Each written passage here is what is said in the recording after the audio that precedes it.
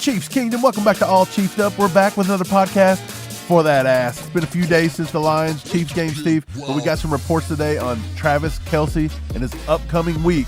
Will he play against the Jaguars? Let's talk about it.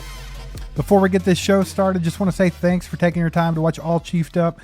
We know you guys are busy and there's a lot of Chiefs content out there, so we appreciate it. If you haven't yet, hit that subscribe button, hit the like button to get this out to more Chiefs fans. Mike, it looks like they feared Travis Kelce could have been much, much worse than he actually was. Yeah, that was the report today.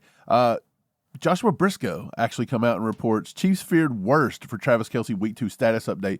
He got that from Jay Glazer of Fox Sports this morning. Jay Glazer actually said this. People actually don't know. Don't talk about Glazer. People actually don't know. He's glazing that glizzy, son. People actually don't know how big of a bullet they missed on Travis Kelce. When it first happened, they actually thought there was a tibial plateau fracture. So I'm guessing that's something to do with his tibia, which is a fracture of the leg, which one would have put him out for the year. Instead, he just had a really deep bone bruise. They had to pull out 45 cc's of blood. Dang. That sounds like a little worse than a hyperextension.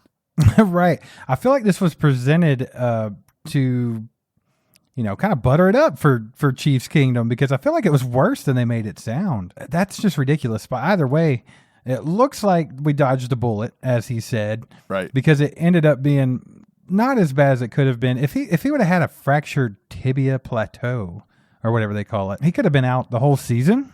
Yeah, the entire season.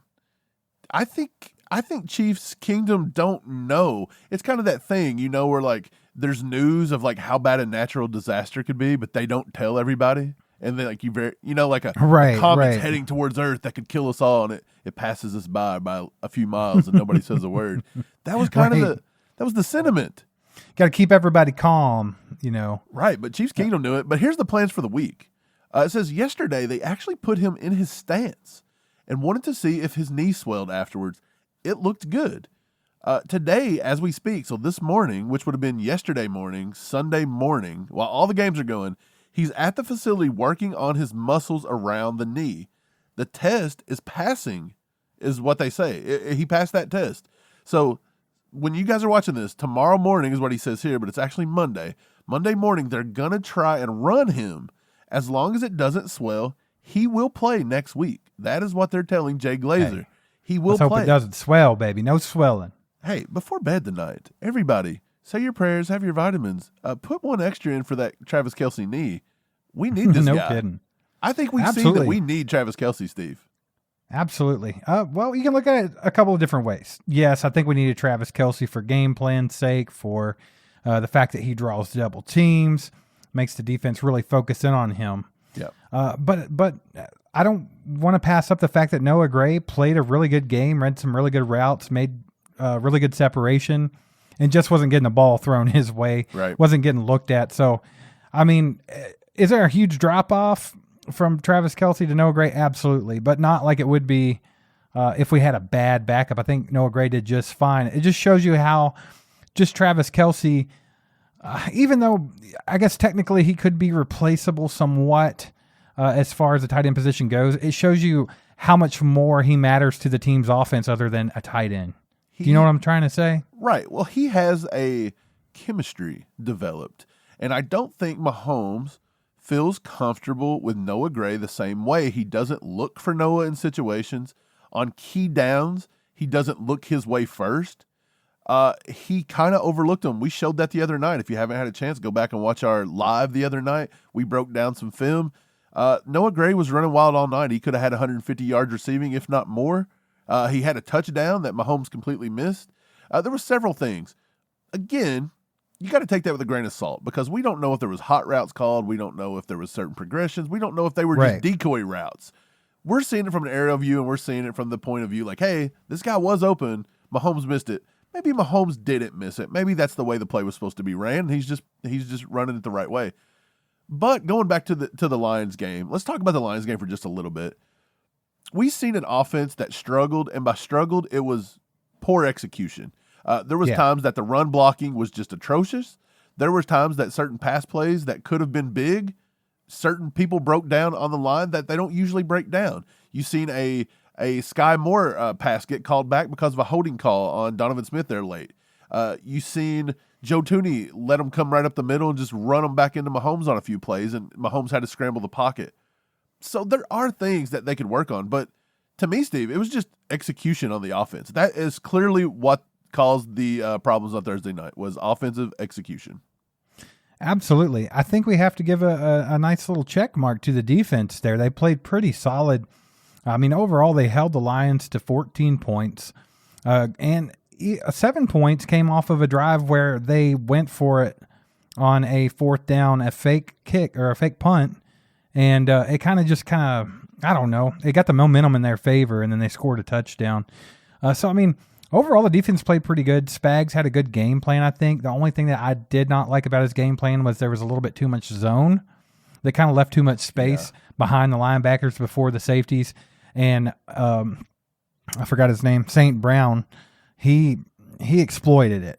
I mean, pretty much. I feel like almost every reception the man had was because he was wide freaking open in that part of the field right there in the middle because of that zone defense. So I think if they can find a way to tweak that and maybe pull them linebackers back a little bit. I think they were trying to compensate for not having Chris Jones in there, so they had the linebackers up a little bit, maybe putting on some more pressure here and there. But overall, a good game plan on the defense. But like you said, Mike, the offense could not execute. After we watched the All-22, you noticed that maybe the play calling wasn't terrible. The route running wasn't terrible. There were people that were getting open. It was just like things weren't executed properly. Like even the little things, Mike, like the play with Richie James and Kadarius Toney on the mesh route that me and you talked about on a live stream. I don't think Richie ran the right route. He didn't go where he was supposed to on the route. Didn't notice it till the last second and caused an incompletion. It's just little things like that came back to bite us. And I'm good with it being the first week of the season. And we'll talk more about this later, but other teams struggled in their first week as well. It wasn't just Kansas City. Right. So if there's anything that can take a little bit off of just feeling terrible about losing to the Lions in the first week of the season, that makes it a little bit better. The fact that teams like the Bengals weren't able to execute either. Right. Well, I don't want to not going to take nothing away from Detroit. They showed up. They played against the guys we put on the field. Right. And they beat us. Did we beat ourselves? Yeah, to an extent. Yeah. When you take out all the drops and everything, we kind of beat ourselves. But I'm not going to take nothing away from Detroit. They didn't play their best game. They kind of played pretty poorly, to be honest. Week 1. That's what happens.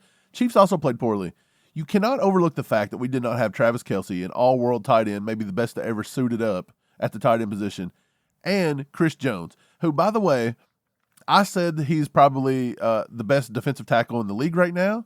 People argued, but you cannot say he's not a top 3 defensive tackle. So I don't care what you say, a top 3 defensive tackle and possibly one of the best, if not the best tight ends to ever play the game. You pull them off the team and you beat that team by 1 point. It's not the end of the world for the Chiefs, and the Lions are not the world beaters everybody's acting.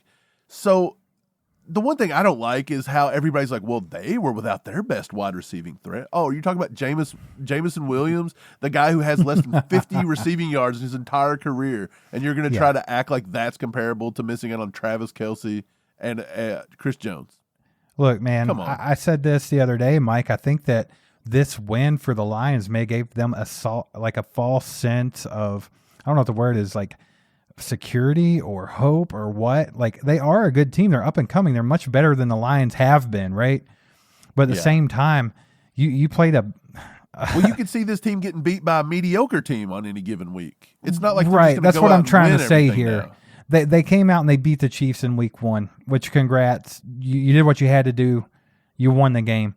But at the same time, you didn't go out and beat the Chiefs full strength, playing at their best. You got one handed to you. So they got to tone it down a little bit. And I don't know if that's the Lions organization as much as their fans, but either way, like I said, maybe a false sense of security there about how good they actually are. They are a good team. I think they could win their division, but maybe tone it down a little bit. The Chiefs, though, flat out, they just lost the game. They handed it over to the Lions. They have a lot of work to do. Like if one thing was taken away from that game, Mike, it's that the Chiefs have a lot of work to do, a lot of things to work on. They've got to execute. Right. Because it was poor and it was hard to watch. Bad execution by everybody. Like I said, Rashee Rice, he looked pretty good in his first game. That's a positive you can take out of this. Our running game looked pretty bad the whole way around. It didn't look very good from the play calling to just the outside runs constantly, never really putting it up the middle behind our three best run blockers. But you can take some positives out of that, which I seen some positive burst from Pacheco. Clyde kind of got yardage when he was allowed to get out there and perform. I don't think Clyde looked as bad as Chiefs Kingdom thought he was going to look either. So that's also a positive. I think if you want to look at the wide receiver room, the positive going in is that they're young and now they have some experience. They got that. If you want to take another positive experience, we got some playing time, some significant playing time for Noah Gray. So now maybe his confidence goes up, and now maybe Kelce don't have to take as many snaps throughout the season. But the one thing I want to focus on is Kadarius Toney. Everybody has been, Kadarius Toney sucks, trade him, get rid of him. His biggest failure he's had in his career has been on TV in front of the world. We talked about that last night. That sucks for him, man. But I think he is going to come in this week, have a good week, and I think he'll try to redeem himself. I think Andy will let him redeem himself. And if you look back at the All-22, which we got a chance to look at it, it wasn't all doom and gloom for Kadarius Toney. He was the only wide receiver that was getting open at will. So no wonder Mahomes was trying to throw him the ball. He just had a bad night trying to catch the ball. I think that's not a problem going forward, in my opinion. I think he's fine going forward. I just don't see Kadarius Toney at the end of the year being like, well, he dropped 57 balls this year. I don't see Kadarius Toney got no work throughout training camp in the preseason. Right. He was thrown into the fire right there in game one. Might have been a bad coaching decision. But then again, you can't really predict that Kadarius Toney's just going to go out and drop every ball thrown to him. Right. So, I mean, it's just a bad situation. I don't want to put too much fault on Toney or the coaching staff there. I just think it is what it is. And like you said, he had his worst career performance right there on the national stage on the banner hanging night. It just sucked for him. And it's going to show a lot about what Kadarius Toney's made of, right? Like you talked about this. How this guy bounces back from that horrid performance that was pretty embarrassing. That was just outright embarrassing. How he bounces back from that will say a lot about that man. Like if he can come back this coming week against Jacksonville and put up and get out there and get people to forget all about that, right? We know what he's made of. But if he comes out there and sulks in it and does it again, then we have a problem. Can I say this? Am I wrong by saying this?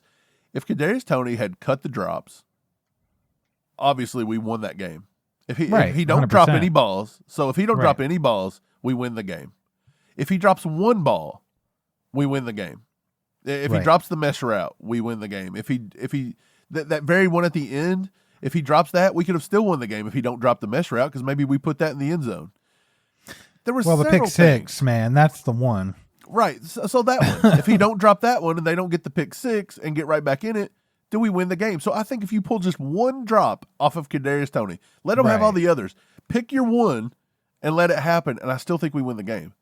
If Travis Kelce's back healthy, we won that game. So can you imagine if Kelce's back and Kadarius Toney does not get the picks or doesn't get the stone hands and the drops? We're completely fine. We're not talking about this right now. We're talking about how we beat the Lions by 14.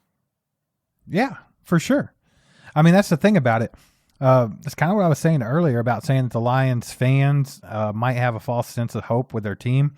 Not that they're not good, but just that they might think they're a little better than they are because the Chiefs had an absolutely terrible game. Like this was the Chiefs that we've seen get on the field and absolutely just make us want to cry against the Bengals a couple years ago in the AFC Championship game. We saw them against the Colts last season in week 3, I think it was. It's just that team that looks like they have no idea what's going on. They can't execute for crap, right? Yeah. It was that team. So just a very, very, very bad Chiefs performance. And the fact that we did that and played that poorly, and there was no Travis Kelce, there was no Chris Jones, and we still only lost the game by 1, even after Kadarius Toney handed them 7 points. Well, yeah. I think you can't be too mad about it, Mike, because the way that team played, the way Kansas City played, they should have been blown off the field. Right. A great team would have blew them out. Should have. I mean, it would have been that easy. But again, we did not have Chris Jones. I think, okay, look, so we're getting over fixated on the offense. Did Mahomes miss some passes? Did he play his best? No, Mahomes didn't play his best, but Mahomes didn't play his worst. By far, Mahomes did not play his worst. We've seen him at his worst. At least I hope we've seen it. But yeah, he didn't play his best, but he played well, and he played just as good as probably any quarterback in the league this week. After watching all the games, I didn't see too many ahead of him. Maybe Tua. Tua had a pretty good game. Joe Burrow, man. Joe Burrow really tore it up today. Yeah, we'll talk about him in a minute. But I want to focus on the defense a little bit. We've all been so fixated on the failures of the offense. Let's talk about the defense. Without Chris Jones, I thought the defensive line played pretty well. I thought Felix Anudike played pretty well. He had times where he very non-existent in the run game. And the bad thing about that is that's George Karlaftis in a nutshell. He can pressure all day long, but George can't get there for the sack. And then in the run game, he just gets blown up. So having George getting blown up on one side and Felix getting blown up on the other, that's rough for the run game. It really is. We need that big run stuffer in the middle like the Mike Pennell of a few years ago. I don't know if we have that on this team. Coburn played well at times. Noddy played well at times, but you know what you're going to get from Derek Noddy. We've seen this guy now his entire career. You know what you're going to get. You're just going to get a serviceable guy for a few snaps, and that's what it's going to be. He's not a game changer. He's not an elite guy at stopping the run. And that's what it is. So I think our defensive line did better than I thought they were going to do with Chris Jones. But there's still room for improvement because if Chris Jones comes back, they're even better. I thought our linebackers played pretty well. I will say Drew Tranquil didn't impress me as much as I thought that he was going to impress me. He didn't really get a whole lot of chances. But that was my point. Yeah, he really didn't get a lot of chances. I think Willie Gay kind of didn't do as well as he could have. I thought Nick Bolton got out of position a few times. Our linebackers could have played a lot better. And overall, in the back end, I thought our corners done pretty well besides Snead. Snead was there for a few good stops, and then Snead, 4 missed tackles. So yeah, it was hard to watch. Trent Snead try to McDuffie looked pretty somebody. good. Trent McDuffie looked good. Yeah. And but then our as good as McDuffie was tackling, that's how bad Snead was tackling. Like Jahmyr Gibbs was pretty impressive. Like that's a guy that we talked about coming out of the draft, Mike, that he's just super athletic. He reminded us of Jamal Charles at times, and that's kind of what we talked about. And I was impressed with him. I thought he played a good game, but I do feel like that a lot of his yardage could have been taken away from him if L'Jarius Sneed could have tackled. Because there were a few plays where the plays were dead in the water, but L'Jarius Sneed just absolutely whiffed on the tackle, dude, and let up another 15, 20 yards. Right. So what do you grade? What do you grade our defense as a whole from the other night without Chris Jones? And then who do you think needs to step up on the defense a little more after watching the game? Besides Sneed, because I think Sneed is maybe the same as Kadarius Toney. But yes, exactly. He had no work in the offseason, so you have to give him a little bit of a pass. If we're going to give Toney any kind of a pass, you have to give Sneed a pass. Same situation. And I'm fine with it. Right, exactly. But as far as the defense goes, Mike, I was actually pretty impressed with how they were able to handle the Detroit Lions. The Lions, they might not have been executing at their best either, but they are an up-and-coming good team. They have a good offense. They have a lot of good players. Amon-Ra St. Brown, Jahmyr Gibbs, great athletes. Jared Goff's not a joke. Everybody talks about Jared Goff all the time, but the guy's, he plays well. He's been to the Super Bowl. Dude, he was great in the Barbie movie. Excellent, by the way. He does look like a weird Ryan Gosling now, doesn't he? But overall, man, I think the defense played pretty well. The fact that they held them to 14 points is pretty impressive. I feel like if the defense can hold any team in the NFL to 14 points, Patrick Mahomes and the offense should beat them. Yeah. 100%. Like, if you told me that all year long, every game for the rest of the year, counting the playoffs, Super Bowl, whatever, we automatically only give the other team 14 points, how many games do you think we should lose? 0. I would have said we would have lost 0. Exactly. So I think the defense did their job, man. But yes, there is room for improvement. I would like to see the run defense to be improved a little bit. Don't know if Chris Jones helps a ton with that when he's back in there, but it's just little things to work on. Maybe like you said, Felix is young. George is still pretty young. They've got to figure this thing out. They're not the greatest on the run defense, but overall, I'm going to give them a solid B. I thought Spag's game plan was pretty good. And the only reason I'm giving them a B is because there is a little bit of room for improvement. The main thing I want to see improved, which it kind of goes back into Snead a little bit, but just tackling in general. I thought that Trent McDuffie looked fantastic tackling out there. Yeah. But other than him, there was a lot left to be desired. Yeah, I agree with you. I give the defense a B rating. I would almost be willing to say B plus if the tackling would have been a little bit more solid. But I'll say a B, and I think if you get Chris Jones back in there, I think with that effort, they're looking at A plus, and like I said, they're a top 10 defense. We've said this easy, all year. Yeah, for sure. And that's the thing about Chris Jones, the whole saga. Chris Jones, okay, the defense didn't look as bad as we thought they were going to, but they're nowhere near as good as they could be. And that is the difference. If they're going 14 right now is what they're holding a good Lions offense to. By the way, the Lions didn't execute perfectly. So on a normal day, say you get them in mid-season form, they probably give up 21 to 28. Maybe they give up an extra 2 touchdowns. But with Chris Jones, I think it automatically knocks down to like 21, and there you are. You've got a great defense. The one guy that I think needs to do a little bit better, and he was here last year, and he was very hit or miss. And we've seen it in this game. There was some good, and there was a lot of bad. I think Justin Reed's got to get it together. This is his year to prove that he is the leader of the defense on the back end. Justin Reed has to step up because when he was in coverage with Amon-Ra St. Brown, he got owned. Now, again, that is a bad matchup for him, but Spags' defense is putting him in that position, so they think he can do it. So put up or shut up. It's time. Justin Reed has to start stepping up being a leader, playing at an elevated level more often than he did. He had a few good plays in that game. He actually broke up that 4th down play there late. Cool. But you've got to do better. I want to see him be more consistent for an entire game. And then I want that entire game to go to 2 games and 4 games. And I want to see him run out like a half a season, like the second half of this season maybe from week 8 on. I don't want any more mistakes from Justin Reed. I want an all-pro. We pay him a decent amount of money. I want an all-pro safety back there. And then let's go into his 3rd year of his contract and be like, look, this is a guy that defines this defense. Let's maybe restructure him and get him here for the rest of his career, and let's have somebody, a good proven leader on the back end of this defense. Absolutely. I 100% agree with that, Mike. He was brought in here to assume the role of the honey badger, and he has yet to show that he's capable of being that guy. Because when Tyrann Mathieu was here with the Chiefs, let's take off his last season because I feel like it was a little lackluster. Oh, yeah. But I mean, on that Super Bowl run and everything, like Tyrann Mathieu took command of this defense. Like just his attitude, his leadership was off the charts, and he played very, very well. Justin Reed has the ability to do that, and I think they saw that, and that's why they brought him in when the honey badger was gone. Right. But he's really got to step up and do it, man. So I agree with that. Yeah, I think so too. I just think when Justin Reed finally hits that next level and can sit there consistently, and then, of course, Chris Jones, if he gets back, which I believe he will sooner than later, and then Nick Bolton and everybody in that linebacker core gets together, it's going to be a great defense. But that's pretty much going to wrap it up on the analysis of the Lions game, Steve. I'm so tired of talking about the Lions game, it's time to move on. It's time to move on and start looking at the Jacksonville Jaguars. They're a better team than the Lions, I believe. Right.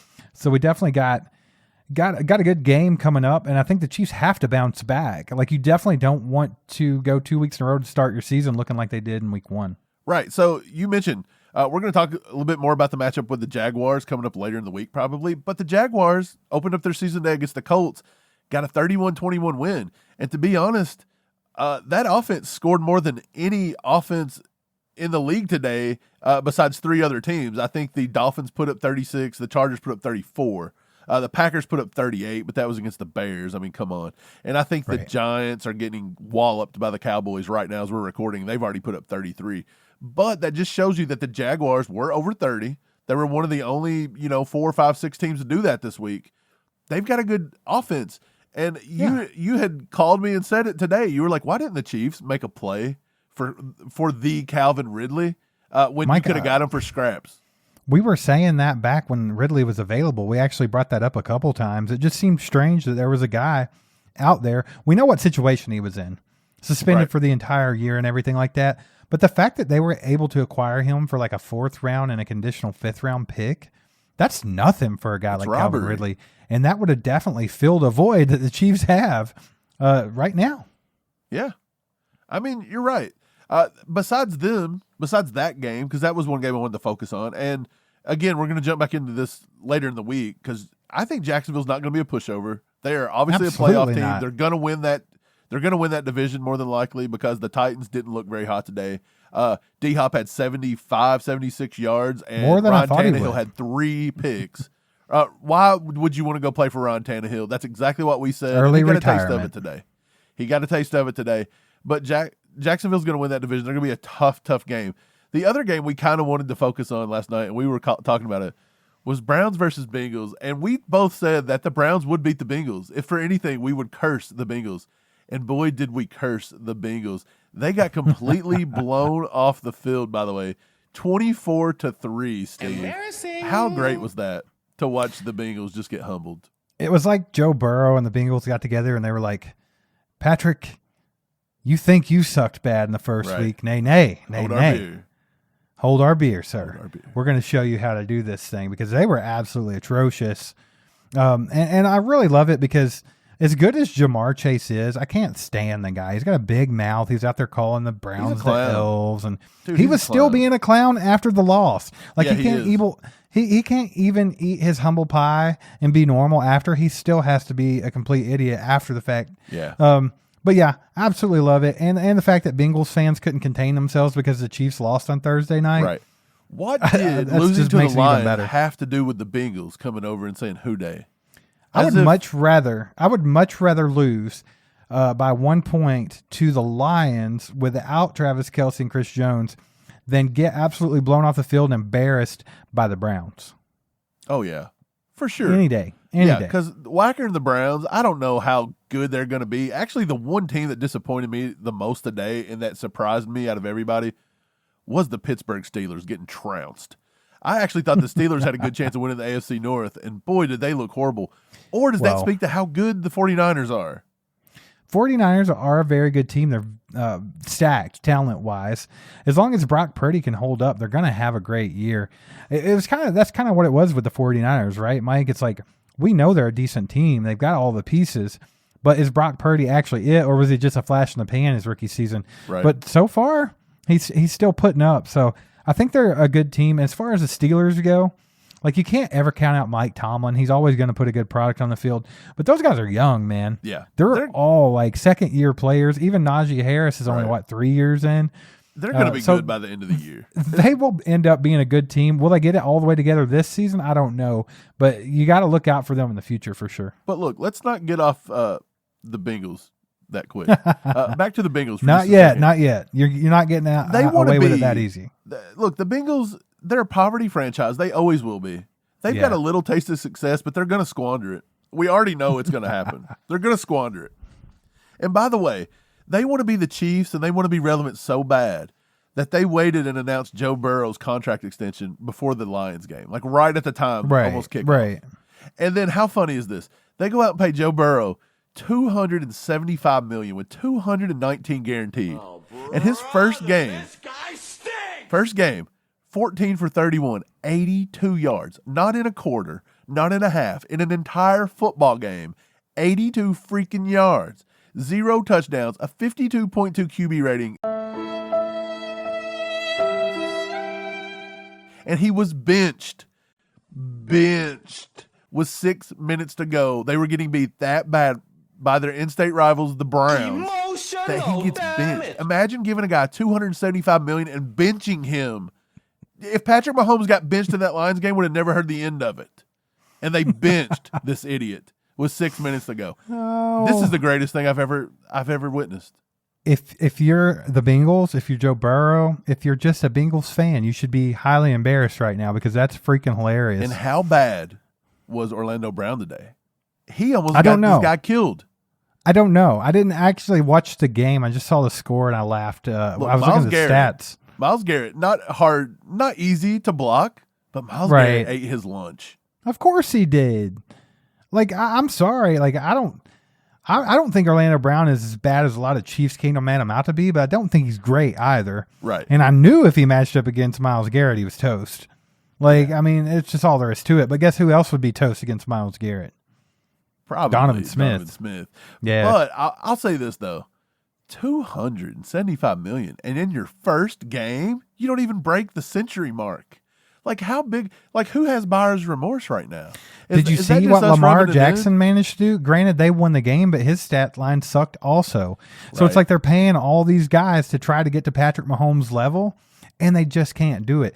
Patrick Mahomes Mahomes didn't even have a bad stat line the other night, and he had a bunch of water boys out there running routes for him. That's never played before. Could have been much, much worse than it was, obviously, because we saw what Joe Burrow did today. So, yeah, Joe Burrow got paid and turned into Mr. Dalton there, buddy. I found look at that flaming red head. Joe Burrow, look at that fiery red hair on top of that mug Dalton. there. What's going on with his face? Look at those eyebrows. You've seen that movie Smile? Yeah, like that's why he just vibe. Put that back up. Pull that back up for a second. I was telling. Okay, here you That's go. freaking terrifying. Yeah, he looks like a. Like if you saw him, if it was getting dark outside and you were walking down the street and you looked over in a dark alley and you saw that guy looking at you just like that, would you not poop your pants a little bit? I tell you what, I wouldn't do. I would probably take him over Joe Burrow as my quarterback. I would say that. I thought it was funny. I couldn't help but go on and troll some Bengals fans today, Steve, because why? We heard about them when we lost to the Lions. Right. Like, you had nothing to do. You're doing the Lord's work if you're trolling the Bengals. So I was going around to almost everything I could find with Jamar Chase on it, and I was dropping the binky. It was time. I was like, here, you all suck on this for a little bit. Suck it! Suck it! They got 2 words for you! Suck it! Suck on this. You bunch of sucks should suck on this. Enjoy that Bengals binky. You suck. Are we overreacting? Do you think the Bengals are going to win the division? I firmly don't think they're going to win the division this year. I don't know who's going to win it, but I don't know if it's the Bengals. I honestly think they might not win the division, but they could. And I mean, in all actuality, like I will dog on the Bengals. Bad teams right there. We're going to make fun of the Bengals all the time just because they're such a freaking atrocity. But the thing about it is, Mike, they'll be fine. Just like Patrick Mahomes is fine, and he'll be just fine. Joe Burrow is going to be just fine. Like it's the first week of the season. Crap happens. Look at Joe Burrow last year. The Steelers embarrassed him in week 1 last year. He had 3 picks. He threw for like 100 yards. Yeah, he was horrible.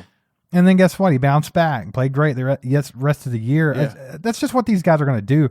Bad games happen, and it just so happened to happen early for these guys. Look. We'll see how it goes. I wonder if we can hit the trifecta tomorrow and Josh Allen can come out and just suck butt. Look, we're not dumb enough to not say that, hey, it's just week 1. Right. But the fan in me just wants to laugh at Burrow and just be like, I hate this. The person that I'm happy this franchise has to deal with it is Jamar Chase for being such a clown. Right. He's an idiot. I despise Jamar Chase.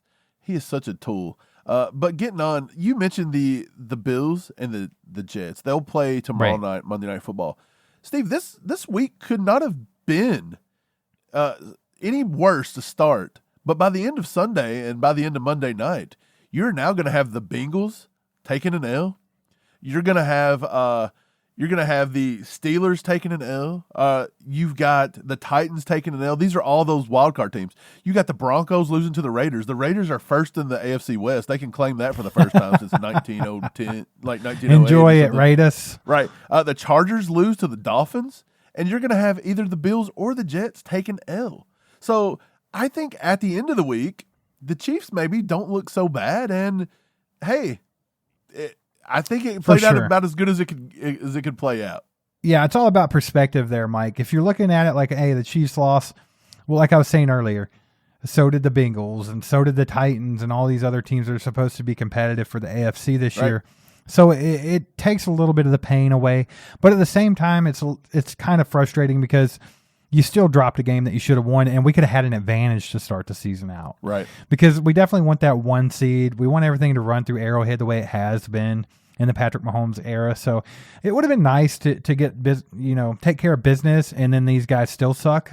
That would have been great. True. But, I mean, like you said, after the fact, it couldn't have gone much better for the Chiefs. So I think everybody should be a little happier. And I think it makes it a little easier to look forward to the Jacksonville Jaguars and forget about the atrocity of a game we saw on Thursday night. Right. So who do you think wins, Bills or Jets? That's a good question, man. The Jets are a very good team.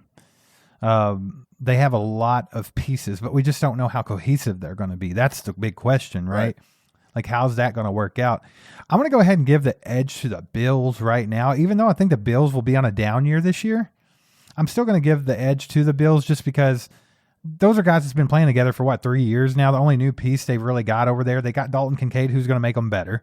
They have James Cook, who is going to be just as good or better than what they've been getting from Singletary and Zach Moss and all those guys. So I'm going to go ahead and give them the edge, but that's not saying anything, man. I mean, the Jets could come out and put one on them. Who knows? I'm going to take the Jets. Jets are at home. I think the fans are going to be pumped. I think they're going to want to win. I think you're going to see Aaron Rodgers have a pretty good game. Aaron Rodgers is going to have a good season. I think he's going to try to make a statement. Will be fine. I think the Jets have probably one of the top, if not the top defensive lines in football. I think their corners are good. I think they'll give them fits. I think the Jets will win this one. I think the Jets are going to win this game. And I can't wait to see Josh Allen cry a little bit. He'll probably have a 15-yard penalty of a cheap shot. He'll probably shed a few tears. It's going to be kind of funny, to be honest. And if the Jets pull the dub, I mean, I think it's a perfect week for the Chiefs, even with a loss. I think we couldn't have asked for anything better. Absolutely. Like I said, it makes it a lot easier to look forward to next week, Mike, and start focusing on the Jacksonville Jaguars game. Because like we were talking about earlier, man, they're a better team than the Lions are right now. They just are. They are already in the playoffs last year. They have a better coach with Dougie P. It's not going to be an easy game next week. The Chiefs have to bounce back after that lackluster performance on Thursday. So, big game at home coming up. They're playing at home. Exactly. Their fans are going to be riled up trying to get that win back from losing in the playoffs. You know what I'm saying? Like, they're going to be fired up, ready to go. The Chiefs are – look, we get everybody's best game. But after winning another Super Bowl last year, we're going to get everybody's best game. And once we lose to the Lions one time and look that bad and you show weakness, it's like sharks sniffing water. Like, they're going to come after us. And nobody has fear anymore. The Chiefs have to come out and put some fear into people. That's what we got to do. We got to get the fear back. Yeah, I would agree with that. But it's just a huge game for the Chiefs in week 2, and for a bunch of different reasons. The way that this whole weekend kind of shook out with the other teams losing, it still gives you an opportunity to not really fall behind early in the season, even though you took a bad L. Right. Also, just bouncing back. We said we want to see what Kadarius Toney's made of. How's he going to bounce back? Patrick Mahomes didn't have his best week. How's he going to bounce back this week? Is Travis Kelce going to be available to play? There's a lot that goes into this. I think it's a big game for the Chiefs early in the season because it is a playoff team. It's a team that played us pretty well in the playoffs, to be quite honest. I understand that Mahomes hurt his ankle in that game and Henne had to come in and do his thing and a lot of things were going on. But the Jaguars still played pretty good in that game. You had to hand it to them. So it's a big game early on, and I really hope the Chiefs can come out and make us feel better about what's going on. I still think they're a 13-14 win team here. Right, I do too. I think they'll show up. I think Andy will have them ready to play. I think Kadarius Toney will bounce back a little bit. Was it against the Jaguars that Kadarius Toney got his first ever NFL touchdown? Yes, I think it was. Where he hopping on one leg, a little off balance. Yeah, so I think he'll be okay, and he had a good game that week. He had a pretty good game. He was getting open. I think Kadarius Toney will come back. Last thing before we go, not really going to predict any kind of games or anything like that, but I will ask you this. Do you think Travis Kelce is going to play against the Jaguars? Because I think he will. I think everything's going to go fine this week. I'm going to put on my positivity hat, and I think Travis Kelce is going to play this week. I think he'll be back week 2. Yeah, absolutely. Like, if it's up to Kelce, he would have tried to play with his bum knee the other day, right? But you have to be careful with him. He's not getting any younger. He's not a spring chicken there. So you have to be careful. He's obviously a huge part of our offense.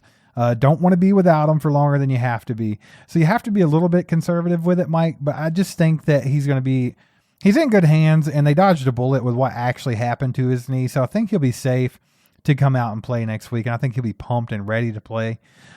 Is there anything about the game, like certain matchups or anything that you're going to be looking forward to? I know we'll jump way more into this game throughout this week, but just initially, now that we're officially putting the Lions' loss behind us and looking forward to the win against the Jacksonville Jaguars, what's one matchup that you're looking to see, Mike? And I don't want to steal yours, but I think we already talked about this. Both of us kind of were interested to see how, we're going to contain the pass rush. We had pretty good pass blocking last week. Let's see if Donovan Smith can improve a little bit and Jawan Taylor can maintain against like Josh Allen and some of those guys. Right. That's a pretty good one. I'm going to say, and this goes back to last year, their secondary was headhunting us last year. Do you not remember Oh, yeah. Cisco taking shots Andre at Cisco. Juju, MVS, everybody like that? And they got a good secondary. They got Darius Williams, Tyson Campbell at the corner. They got Trey Herndon, Andre Cisco, Rashawn Jenkins. That's their other safety, I'm pretty sure. They are pretty good on the back end secondary. I want to see how Mahomes and these wide receivers, these young guys, can they get out there and can they get open and can we make some plays happen down the field? So I think it's Mahomes and the wide receivers versus the secondary.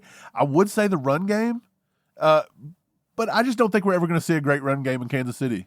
I don't see it. With the offensive lineman we got, the way we've invested our money on this offensive line, Right. I just don't see us ever committing to a steady, good run game.